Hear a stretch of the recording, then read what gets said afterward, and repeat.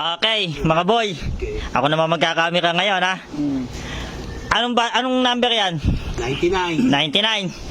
Eto, dahil 99 yan, para sa 500 pesos. 2 moves lang ang gagawin nyo dyan sa 99 na yan.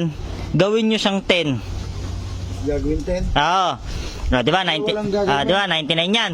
2 moves. 2 moves lang ang gagalawin mo, gagawin mo siyang 10. Under 10. Oo, para sa 200 pesos. 500 pesos. Ano? 2 moves lang ang gagawin nyo para maging number 10 yan. Ah. Nakamura ka agad. Ano? Ano? 2 moves, ha? Okay, isa. Okay, isa na, ha? Ayun, may hirap. Paano magiging 10? No. Paano magiging 10 yan, ha? Wala to. Okay. Oh. Oh. Balik. 99 yan. Hindi, ito. Oh.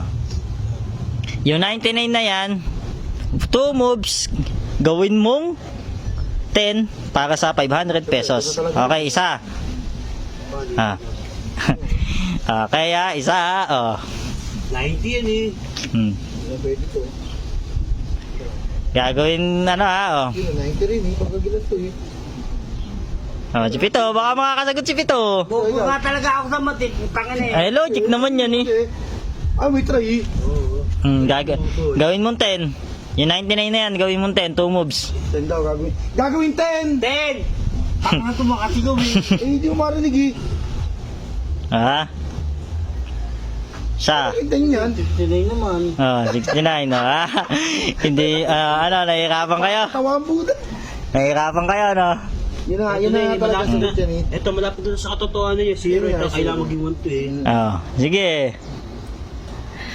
Para sa 500 pesos, gagawin yung number 10, yung 99. Ano naman yan eh. Zero naman yan eh.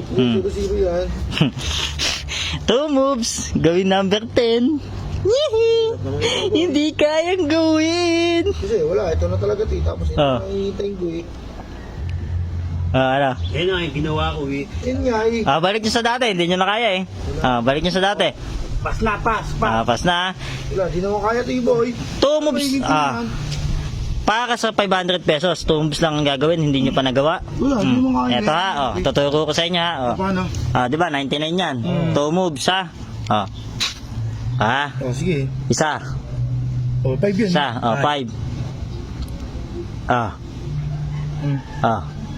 Ano yan? 5 plus 5. 5 plus 5. Di mo naman sinabing pa plus yun. 5 plus 5 equals 10. Nice! Gagawin mong 10 yan, ano? Logic nga yun eh. Hindi nakuha ang 500 pesos. Ang lupit ng mga logic ko. Let's go!